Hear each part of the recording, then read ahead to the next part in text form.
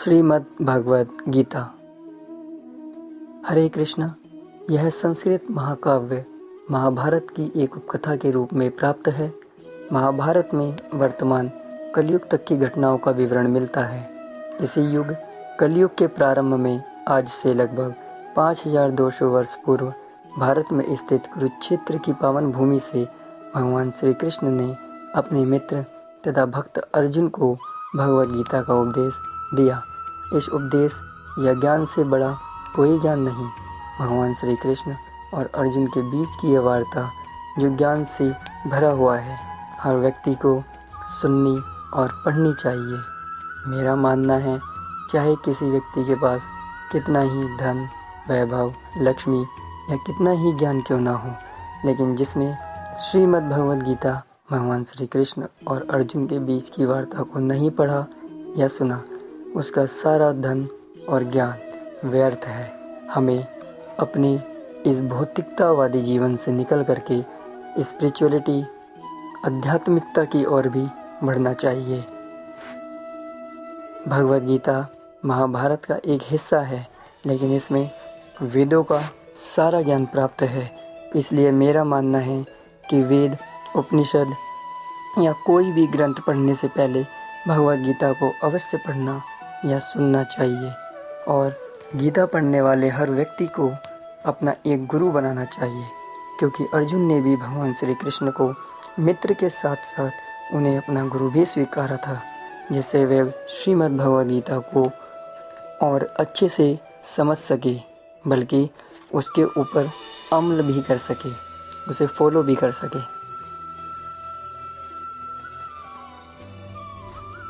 जैसा कि भगवान ने सारा ज्ञान एकत्रित कर दिया है श्रीमद् भगवद गीता में, जिसे पढ़कर या सुनकर हम वेदों को और अच्छे से जान सकते हैं। जैसा कि श्री भगवान श्री कृष्ण ने गीता में अध्याय नंबर 9 श्लोक नंबर 17 में कहते हैं, हमस्य जगतो माता धाता पितामह वेदम पवित्रम ओमकार ऋगसाम यजुरेव च। मैं इस ब्रह्मांड का पिता, माता, आश्रय तथा पितामह मैं ही हूँ। मैं ज्ञान शुद्धिकर्ता तथा ओमकार हूँ। मैं ही ऋग्वेद, सामवेद तथा यजुर्वेद भी हूँ। इस श्लोक के अनुवादन में सबसे महत्वपूर्ण यह है कि भगवान ने स्पष्ट कर दिया कि वेद मैं ही हूँ। जैसा कि मैंने पहले बोला कि गीता का ज्ञान प्राप्त करने पर वेदों को अच्छे से समझा जा सकता है। उदाहरण के तौर पे, जैसे एक सोने की अंगूठी में यदि हीरा लगा दिया जाए तो उसे सोने की अंगूठी ना बोलकर हीरे की अंगूठी बोली जाती है।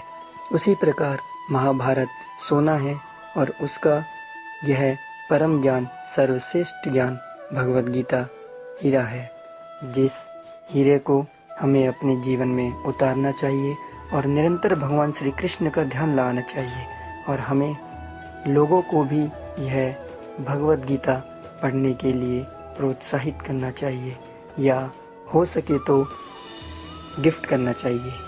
भगवद गीता ऑडियो का लिंक इस वीडियो के डिस्क्रिप्शन में है, उसे डाउनलोड कीजिए और सुनिए। जैसे प्यासे को कुएं के पास जाना चाहिए, लेकिन इस कलयुग में कुआं ही प्यासे के पास पहुंचाना पड़ रहा है। कुआं मतलब भगवद गीता और व्यक्ति मतलब वह प्यासा व्यक्ति जो आज के समय में स्ट्रेसफुल जीवन जी रहे हैं। भगवद गीता के इन 700 श्लोक में व्यक्ति के हर एक प्रश्न का उत्तर है, जो वह अपने मन में लेकर बैठे हुए हैं। और गीता पढ़ने के साथ साथ भगवान चैतन्य महाप्रभु द्वारा दिया गया हरे कृष्ण महामंत्र का भी उच्चारण करना चाहिए, जो इस प्रकार है, हरे कृष्णा कृष्णा कृष्णा हरे हरे, हरे राम राम राम हरे हरे। हरे कृष्ण महामंत्र कली संतारज उपनिषद में वर्णित एक मंत्र है। 15वीं शताब्दी में चैतन्य महाप्रभु के भक्ति आंदोलन के समय यह मंत्र प्रसिद्ध हुआ। यह अति पवित्र मंत्र है, लेकिन इस महामंत्र को पूरे विश्व में प्रसिद्ध करने वाले ISKCON international society for Krishna consciousness के संस्थापक AC भक्ति वेदांत शिला प्रभुपाद जी महाराज जी के द्वारा हुआ। Hare Krishna. Thank you for watching and listening. यदि आपको मेरा यह बताया हुआ थोड़ा भी अच्छा लगा तो प्लीज़ मेरे चैनल को सब्सक्राइब कीजिए, लाइक कीजिए और शेयर कीजिए। धन्यवाद। हरे कृष्णा।